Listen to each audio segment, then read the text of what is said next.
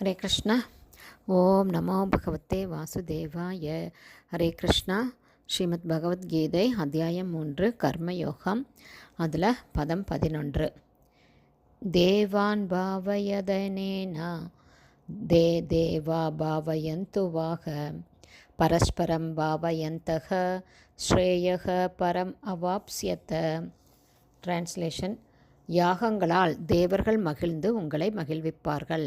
இவ்வாறு ஒருவரையொருவர் மகிழ்வித்து எல்லோரும் நலம் பெறுவீராக. Purport by Srila Prabhupada. ஜெய் ஸ்ரீல பிரபுபாத். உலக விவகாரங்களின் சக்திமிக்க அதிகாரிகள் தேவர்கள். ஒவ்வொரு ஜீவனுடைய உடலையும் ஆத்மாவையும் காக்கும் காற்று, ஒளி, நீர் மற்றும் பல தேவைகளை விநியோகிக்கக்கூடிய பொறுப்பு தேவர்களிடம் ஒப்படைக்கப்பட்டுள்ளது. பகவான் கிருஷ்ணருடைய திருமேனியில் பல்வேறு பாகங்களான எண்ணற்ற உதவியாளர்களாக இந்த தேவர்கள் இருக்கிறார்கள். மனிதரால் நடத்தப்படக்கூடிய யாகங்களை பொறுத்ததே இவர்களது இன்பத் துன்பங்கள். சில யாகங்கள் சில குறிப்பிட்ட தேவர்களை திருப்தி செய்யும் வகையில் செய்யப்படுபவை. அத்தகு யாகங்களிலும் கூட பகவான் விஷ்ணுவே முதல் தலைமைத்தலம் பெற்றவர் ஆகிறார். எல்லா யாகங்களுக்கும் உரிய இறைவன் பகவான் கிருஷ்ணரே என்று கீதையிலும் விளக்கமாக கூறப்பட்டுள்ளது. போக்தாராம் யக்ஞ தபசாம் என்று.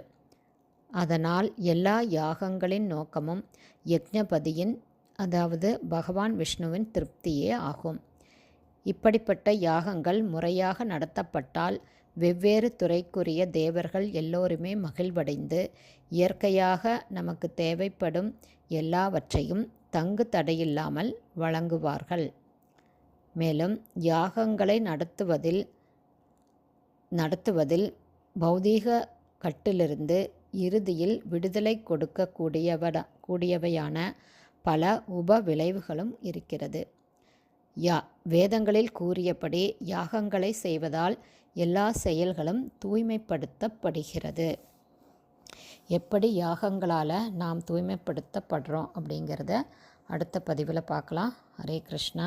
இதில் வேதங்களில் சொல்லியிருக்கிறபடி தேவர்களுக்கு யாகங்களை செய்வது நம்மளுடைய எல்லா தேவைகளுக்கும் வழிவகுக்கும் அப்படிங்கிற உண்மையை பகவான் இங்கே சொல்கிறாரு. வேதங்களில் நிறைய யாகங்கள் சிபாரிசு செய்யப்பட்டிருக்குது. அதை பற்றியெல்லாம் அடுத்தடுத்த ஸ்லோகங்களில் பகவான் சொல்கிறாரு. ஹரி போல்.